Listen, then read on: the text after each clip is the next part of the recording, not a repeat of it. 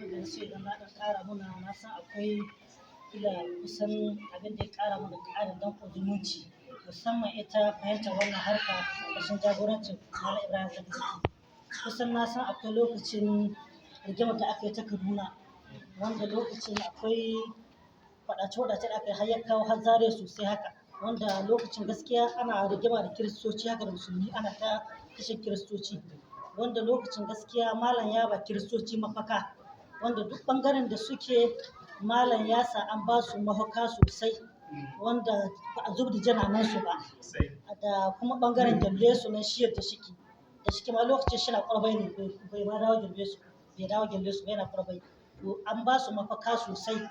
to wannan mafakar da su ƴan uwa kiristoci suka samu ɓangaren ƴan uwa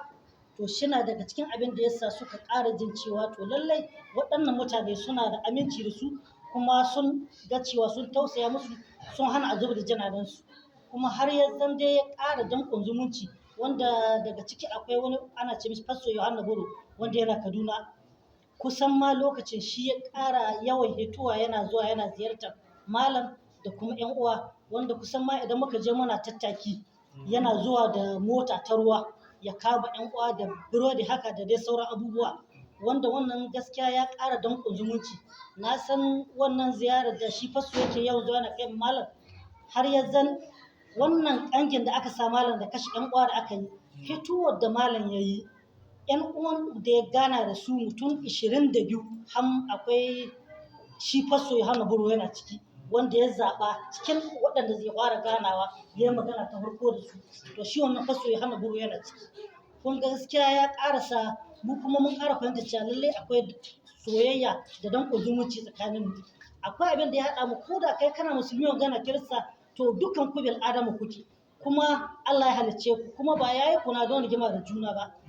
yayi kuna don ku so junan ku zauna lafiya ba tare da tashin hankula ba kuma na san ko program da aka yi a Abuja kwanaki ba da jimawa ba to an gayyaci wasu kiristoci waɗanda suka je suka bayani akan waƙa da ta faru da kuma wannan muzaharorin da aka yi ta yi su waɗannan su DJ something DJ to suna cikin waɗanda suka yi ta zuwa wurin muzaharorin da aka yi da zaman dirshin ɗin da aka yi ta yi sun taka rawa sosai wurin wannan ɗin don haka aka yi program kuma aka ba su maudu'i na wannan program suka je suka yi jawabi wurin kun ga wannan shi ma ya ƙara mana danƙon zumunci tsakanin don haka insha Allah dai ai hakuri an ce addu'a na shiga wani abu insha Allah kamar yadda dai muka haɗu wannan wuri Allah ya ƙara kawo mana zaman lafiya tsakanin Allah ya ƙara sa mana son juna tsakanin mu duk wani abu wanda zai kawo baraka tsakanin mu Allah ya janye mu da shi kuma waɗannan musibu da bala'o'i da ke taso a cikin wannan ƙasa ta mu Najeriya muna fata Allah ya kuranye mu da su ubangiji Allah ta'ala shi kuranye mu da su ya ƙara sa mana son junan mu da musulmi da kirista ya zama kowa kasancewa kowane akwai haƙƙin da a tsakanin karshe ya zama na an soyayya ta shiga tsakanin bakin abin da dai Allah duk ya sa tsakanin ku na zumunci ya zama kowa ya bada wani haƙƙin juna Allah ya ƙara samu na kowane mai sauke haƙƙin juna tsakanin Allah ya ƙara kawo mana zaman lafiya daga cikin matsalolin da muke ciki insha Allah